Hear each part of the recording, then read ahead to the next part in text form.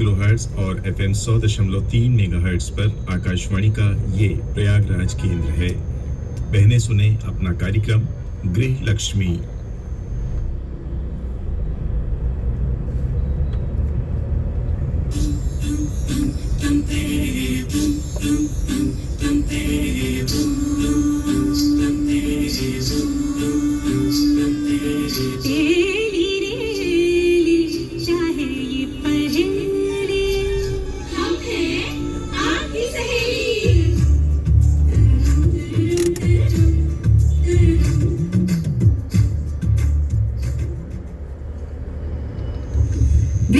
सुनने वाली सभी श्रोता बहनों को हेम का प्यार भरा नमस्कार और पूनम का प्यार भरा नमस्कार। हम ऐसी आशा रखते हैं कि आप सब स्वस्थ होंगी, है ना, और घर परिवार में सुखी और संपन्न होंगे।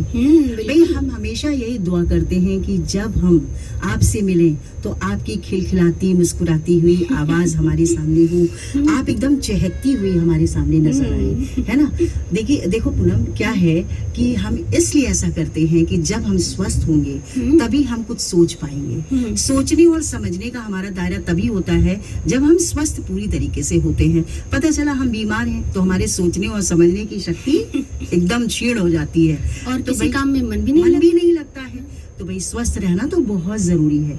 हमें ये जो जिंदगी ईश्वर ने दी है ना, बहुत नियामत है हमारे लिए, और इसका ख्याल रखना हम सबका कर्तव्य है। साथ ही साथ आप ठीक ठाक रहेंगे तो आप अपने परिवार के सभी सदस्यों का ख्याल रख पाएंगे, और अगर ठीक आप नहीं रहेंगे तो ख्याल कैसे रखेंगे। कुल मिला के बात यही आती है कि आपका स्वस्थ रहना बहुत ही जरूरी है। जैसे सबका ध्यान आप सब रखते हैं, है ना, कि भाई खाने में ये चाहिए, नाश्ते में ये चाहिए, ड्राई फ्रूट्स भी चाहिए, हरी सब्जियां भी चाहिए, सारी चीजें चाहिए, हैं, और हमारी जो मौसमी फल फ्रूट्स हैं, सारी चीजें की व्यवस्था आप जल्दी से जल्दी करते हैं परिवार वालों के लिए, जिसमें परिवार में बच्चे होते हैं, बूढ़े हैं, आपके सभी जितने भी लोग हैं, सब परिवार के सदस्यों की आप देखभाल अच्छी तरीके से करते हैं। तो भाई अपनी भी जो है देखभाल करनी जरूरी है, क्योंकि जो परिवार होता है ना, वो केवल एक से नहीं चलता है, वो कुल मिला के सभी धुरी हैं आप उसके परिवार की।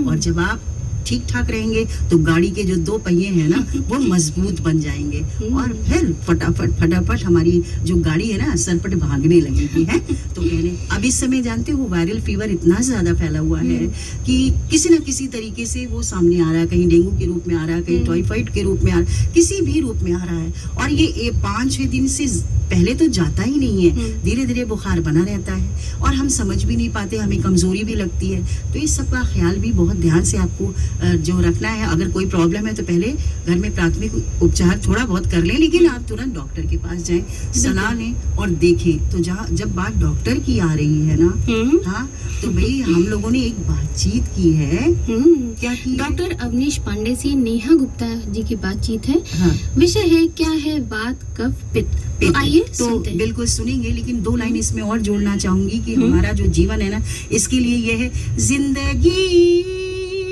हंसने गाने के लिए है पल, 2 पल, है ना। तो भाई देखिए, जिंदगी अगर हंसने गाने के लिए आपको रखना है तो स्वस्थ रहना जरूरी है। आइए हम ये बातचीत सुनते हैं, डॉक्टर अवनीश पांडे जी की जो है बातचीत है नेहा गुप्ता जी से।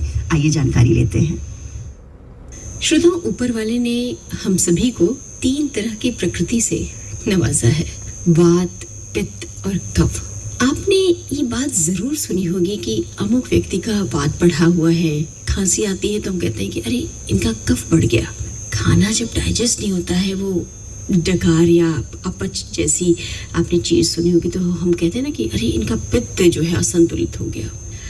क्या होता है वात, पित्त और कफ, और क्या हम इनको संतुलित कर सकते हैं और जीवन को बहुत सुंदर बना सकते हैं? हाँ, आज हमारे साथ स्टूडियो में आयुर्वेदाचार्य डॉक्टर अवनीश पांडे जी हैं, जो आपको बताएंगे कि वात, पित्त, कफ क्या होते हैं। बहुत बहुत स्वागत डॉक्टर साहब आपका। धन्यवाद मैम। सबसे पहले तो मैं बताना, जैसे आपने बताया कि जब भी हमारा वात बढ़ता है, पित्त बढ़ता है, कफ बढ़ता है, या हम डॉक्टर के पास जाते हैं, खासकर कि जब आयुर्वेदिक वैद्य के पास हम लोग जाते हैं, तो वैद्य जी यही बताते हैं, डॉक्टर ये बताते हैं कि आपका वात बढ़ा हुआ है, या वात आपका कम है, या पित्त आपका बढ़ा हुआ है, कफ आपका बढ़ा हुआ है, लेकिन हमको उस वात, पित्त, कफ के बारे में जानकारी नहीं होती है। बिल्कुल। तो एक सामान्य व्यक्ति को अपने शरीर में जो दोष हैं वात पित्त कफ, उनके बारे में सामान्य जानकारी तो होनी ही चाहिए। जी, वात से समझ में आता है, वात यानी वायु, हवा। तो क्या सच में हमारे शरीर के अंदर हवा होती है? अगर मैं आपको कहूँगा, जैसे हमारे यूनिवर्स में सूर्य है, चंद्रमा है और वायु है, ये तीन हमारे यूनिवर्स को एक तरीके से संचालित करते हैं। विसर्गादान विक्षेप, सोम, सूर्य, अनिलस्तता। तो इसी तरीके से जैसे सोम है, हम चंद्रमा कहते हैं, ये बल प्रदान करता है। सूर्य है और वायु है, ये अपना अपना कार्य प्रदान करते हैं। उसी प्रकार से जो वात पित्त कफ है वो हमारे शरीर में रहते हैं, और वात जो है हमारे शरीर में गति प्रदान कर रहा है, पित्त जो है हमारे शरीर में परिवर्तन करता है, एंजाइमेटिक एक्शन करता है, और जो कफ होता है वो हमारे शरीर में बल प्रदान करता है। तो जो हमारा जो यूनिवर्स है कहीं न कहीं हमारे शरीर से, हमारे बॉडी से बिल्कुल जुड़ा हुआ है। डॉक्टर साहब, कई बार जैसे आसपास पड़ोस में लोगों को दर्द हुआ पैर का, तो उन्होंने कहा कि लगता है कि आपका वात दोष जो है असंतुलित हो गया है। तो उनको समझ में नहीं आ रहा था कि क्या कहने का मतलब है, क्या बढ़ गया है या ब्लॉक हो गया है कि वायु नसों से होते हुए गुजर नहीं पा रही है एक नस से दूसरी नस की ओर, क्या कहने का मतलब था? बिल्कुल, आप सही कह रही हैं। सबसे पहले तो ये हम जानना चाहेंगे कि जैसे वो व्यक्ति हमको बता रहा है कि हमको ये सिम्टम आ रहे हैं या दर्द हो रहा है, तो दर्द किस तरीके का है उसको वो हमको जानना बहुत ज़रूरी होता है। और जब भी दर्द होगा, किसी भी व्यक्ति को पेन अगर हो रहा है, तो उसका एक ही कारण होता है वात। जहाँ पे वात बढ़ रहा है तो उसको वेदना होनी है, दर्द होना ही है। तो उसके बढ़ने के कई कारण हो सकते हैं। सबसे पहले तो हमारा जो लाइफ स्टाइल है, खान पान है, वो कैसा हो गया है, और हमारा जो डाइट प्लान है, जो आहार है, वो हम कैसा ले रहे हैं। कुल मिला के जो हमारे शरीर में वात बढ़ रहा है, कभी हम इसकी मात्रा का निर्धारण नहीं कर सकते हैं कि वात कितना बढ़ा हुआ है या वात कितना कम है। बस उसके जो लक्षण बढ़ रहे हैं या जो लक्षण घटने के जो आ रहे हैं हमारे शरीर में, उससे हम ये अंदाजा लगा सकते हैं कि हमारे शरीर में वात बढ़ रहा है, असंतुलित हो गया है। जी डॉक्टर साहब, जैसे नसें लोग कहते हैं कि फूल जाती हैं, जी जैसे आम बोलचाल में लोग कहते हैं भाई साइटिका का दर्द उभरा, जी तो कहेंगे कि भाई जहाँ ये जो लंबी वाली नस है, सियाटिक नर्व है, उसके पॉइंट्स जो है वो फूल जाते हैं। तो वो कैसे होता होगा? नहीं, ऐसा कुछ अभी तक तो हमने आयुर्वेद में नहीं पढ़ा है कि उसके पॉइंट्स फूल जाते हैं। बस ये है कि जैसे रोगी आ रहा है वो अपने लक्षण बताएगा कि हमको शरीर के इस भाग में वेदना हो रही है, दर्द हो रही है। अगर फूलने की बात करते हैं, अगर स्वेलिंग आ रही है, तो वहाँ कफ का इन्वॉल्वमेंट हो जाता है। डॉक्टर साहब, आप वात और कफ के संसर्ग की बात कर रहे थे, जी, तो ये कैसे हो जाता है? जैसे एक साथ दो दोष भी बढ़ सकते हैं, जैसे वात भी बढ़ सकता है और कफ भी बढ़ सकता है, या वात के साथ पित्त भी बढ़ सकता है, पित्त के साथ कफ भी बढ़ सकता है। जब दो दोषों का आपस में एग्रीवेशन होता है, समावेश होता है, तो उसको आयुर्वेद में संसर्ग शब्द दिया गया है। और जब तीनों दोषों के इन्वॉल्वमेंट से कोई बीमारी हो रही है, यानी वात का भी इन्वॉल्वमेंट है, पित्त का भी और कफ का भी इन्वॉल्वमेंट है, तो वहाँ पे तीनों दोषों के लक्षण मिलेंगे, उसको सन्निपात की संज्ञा दी गई है। तो ये संसर्ग और सन्निपात हमको जानना बहुत आवश्यक है। और अगर वात पित्त कफ के जो लक्षण होते हैं सामान्य रूप से, ये व्यक्ति को जानना बहुत आवश्यक है। और अगर व्यक्ति ने इसके लक्षणों को जान लिया तो वो अपनी बीमारी को अपने से वो जान सकता है कि हमारे कौन से दोष बढ़े हुए हैं और हमको अपने खान पान में क्या परहेज यहाँ से शुरू कर देना चाहिए। अच्छा, जिसको वेदना हो रही है जी, कहीं भी, तो इसका मतलब है कि वात असंतुलित है, बढ़ा हुआ। वात बढ़ा हुआ है। तो भोजन कैसा होना चाहिए? सबसे जरूरी बात यह है कि हमारे यहाँ 6 प्रकार के रस बताए गए हैं: मधुर, अम्ल, लवण, कटु, तिक्त, कषाय। ये प्रत्येक गृहिणी को भी, चूंकि हमारा जो किचन होता है सबसे पहला क्लिनिक होता है, अगर हमारा किचन सही है, रसोई सही है, तो हमको डॉक्टर के पास जाने की जरूरत नहीं पड़ेगी। तो हमारी जो गृहिणी, हमारी जो माताएं बहनें हैं, उनको ये जानना जरूरी होगा कि जो मधुर, अम्ल, लवण यानी मीठा, खट्टा और नमकीन जो होता है, ये कफ को बढ़ाता है। जो कड़वा, तीखा और कसैला जो होता है, वो वात को बढ़ाता है। और खट्टा, नमकीन और एक कड़वा जो होता है, ये पित्त को बढ़ाता है। तो अगर हम देख रहे हैं कि किसी के शरीर में रुक्षता आ रही है, वेदना बढ़ रही है, दर्द बढ़ रहा है, उसका वात बढ़ा हुआ है, या उसको नींद नहीं आ रही है, बेचैनी हो रही है, तो कहीं न कहीं ये सब वात बढ़ने के लक्षण हो रहे हैं। तो हमको ये समझ जाना चाहिए कि यहाँ पे हमारा वात बढ़ा हुआ है, तो हमको अपने भोजन में कड़वा, तीखा और कसैला, इन 3 रसों का सेवन नहीं करना है। हमको तीनों दोषों को बैलेंस करके चलना है। हाँ, यानी अमूमन आप ताज़ा भोजन खा सकते हैं ना डॉक्टर साहब, कि दाल, चावल, रोटी, सब्जी, बिल्कुल भोजन, चटनी जो है, चटनी सबसे बढ़िया जो आपने बताया ना, चटनी जब हम बनाते हैं घर में, तो उसमें मीठा, मधुर अम्ल लवण कटु तिक्त कषाय, ये 6 रस का उसमें आ जाता है, समावेश हो जाता है। बिल्कुल तो बिल्कुल। भोजन के साथ में चटनी का सेवन जरूर करना चाहिए। और सर्वरस अभ्यास, आचार्य चरक ने अग्रय प्रकरण में बताया है कि सर्वरस अभ्यास आरोग्य कारणम, अगर व्यक्ति सर्वरस सभी रसों का सेवन कर रहा है, 6 के 6 रस उसके शरीर में जा रहे हैं, तो दोषों में समानता रहेगी, साम्यावस्था में रहेंगे और वो बीमारी से बचा रहेगा। ये 6 रस का कॉन्सेप्ट, अगर आप 3 दोष की बात कर रही हैं तो 6 रस को जानना बहुत जरूरी होता है। डॉक्टर साहब, जब किसी का कफ जो है असंतुलित हो तो क्या उसे छींकें आएंगी, खांसी आएगी, खराश होगी, ऐसा? जी देखिए, जब भी सर्दी, खांसी, जुकाम या छींक इस तरीके की बातें हम करते हैं तो हमारा ध्यान जाता है कि कफ की तरफ हम थोड़ा सा हमारा ध्यान जाता है, लेकिन कहीं न कहीं इसके लिए वात भी जिम्मेदार होता है। जैसे किसी को छींक आ रही है ना, तो वहाँ पे वात का भी इन्वॉल्वमेंट हो जाता है। और अगर सर्दी, जुकाम, खांसी, जनरली जब मौसम बदलता है, जब 2 सीजन आपस में मिक्स होते हैं, जिसको हम लोग ऋतु संधि बोलते हैं, तो वहाँ पे ऐसी अवस्थाएं आ जाती हैं।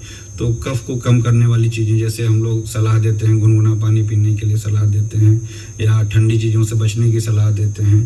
क्योंकि अगर हम ठंडी चीज़ें, जो शीत होता है, जो जैसे कोल्ड ड्रिंक वगैरह बच्चे सेवन करते हैं, दही का सेवन करते हैं, आइसक्रीम, तो इन सब चीज़ों से क्या होता है कि कफ को एक तरीके से हम बढ़ा रहे हैं, तो वहाँ पर हमको इन सब चीज़ों का नियंत्रण आवश्यक हो जाता है। जी डॉक्टर साहब, कई बार मैंने देखा है कि जब खांसी आ रही होती है तो ठीक है, हम घरेलू रेमेडीज भी लेते हैं, अदरक गुड़ का सेवन करते हैं, हल्दी वाली जो चटनी है उसको खाते हैं और आराम भी करते हैं, तो बात बनती हुई सी दिखती है, ऐसा क्यों होता है?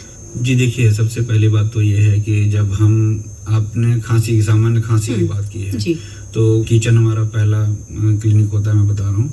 तो वहाँ पे कई ऐसी चीज़ें, जैसे आपने बताया, पिपली है, दालचीनी है, सौंठ है, अजवाइन है, काली मिर्च है। मैं अभी ज़्यादा दूर ना जाऊँ तो कोरोना काल में सबने काढ़े का सेवन किया है। तो जितनी भी चीज़ें उसमें थी वो कहीं न कहीं वात का शमन करने वाली थी, कफ का शमन करने वाली थी। तो ये हमारे घर में जितनी भी मसाले वाली चीज़ें हैं किचन में अवेलेबल हैं, ये कहीं न कहीं हमारे सभी दोषों को साम्यावस्था में लाने में अवेलेबल हैं। लेकिन इसमें एक थोड़ा सा नुकसान भी हो जाता है। वात और कफ का तो ठीक है, लेकिन कहीं न कहीं पित्त को बढ़ाते भी हैं। उष्णवीर्य ज़्यादातर द्रव्य इसमें होते हैं, जो आप बात बता रही हैं। उष्णवीर्य का मतलब ये कहेंगे जो गर्म तासीर की होती हैं, और जब गर्म तासीर का होगा तो वो पित्त को बढ़ाएगा, क्योंकि हमारे यहाँ जो वात है वो वायु को रिप्रेजेंट कर रहा है, पित्त जो होता है वो अग्नि को रिप्रेजेंट कर रहा है, जो कफ है वो जल को रिप्रेजेंट कर रहा है। तो अगर हम गर्म चीजें लेंगे तो वो पित्त को बढ़ाएगा। सेल्फ मेडिकेशन से भी कभी कभी हमको बचना होगा, बचना जरूरी है। डॉक्टर साहब, जब कफ बढ़ता है तो लोग जो सोने की सलाह देते हैं कि थोड़ा आराम करिए, तो मैंने बात बनती हुई सी देखी है। नहीं, बात बिगड़ेगी वहाँ पे जब। बिल्कुल, ये आयुर्वेद का कॉन्सेप्ट है। ये अधिक सोने से जो होता है कफ और बढ़ेगा। आप देखेंगे जब हम उठते हैं 6 बजे से लेकर 10 बजे तक का जो समय होता है, उस समय हमारे शरीर में कफ बढ़ा होता है, खसखसाहट बढ़ा रहता है। और जैसे जैसे धूप बढ़ती है तो 10 बजे से 2 बजे तक का जो समय दोपहर का होता है वो पित्त बढ़ा होता है। फिर 2 बजे से 6 बजे तक का जो समय होता है शाम का टाइम, उस समय वात बढ़ा होता है। और इसीलिए आपने देखा होगा, अभी थोड़ा सा और आगे अगर हम चलें तो फिर उसके पश्चात जो 10 बजे से लेकर रात के 2 बजे तक का जो समय होता है वो पित्त का बढ़ा होता है। फिर 2 से जो 6 तक का समय होता है, 4 बजे या 6 बजे भोर का समय जिसको बोलते हैं, उसमें वात बढ़ा होता है। फिर वो कफ का एक साइकिल चलता है। अब आपने ये देखा होगा अक्सर कि जनरली जब हम सोते हैं रात में 3 से 4 बजे के आसपास बिना अलार्म के हमारी एक बार नींद जरूर खुलेगी। ऐसा होता है, सबके साथ होता है। वो हमारा एग्जैक्ट जो हमारे यहाँ ब्रह्म मुहूर्त में उठने का समय आचार्यों ने आयुर्वेद में हजारों वर्ष पहले बताया, वही एग्जैक्ट समय है हमारे उठने का। जब वात बढ़ेगा तो हमको नींद नहीं आएगी, उस समय हमारी नींद डिस्टर्ब हो जाती है। वही एग्जैक्ट समय, अगर हम वहाँ आलस कर लेंगे, थोड़ा सा और सो लें, तो वो कफ बढ़ने का टाइम हो गया। तो कफ बढ़ने पे नींद आती है। और दोपहर में भी सोने के लिए मना करते हैं, दोपहर में सोने से भी कफ बढ़ता है।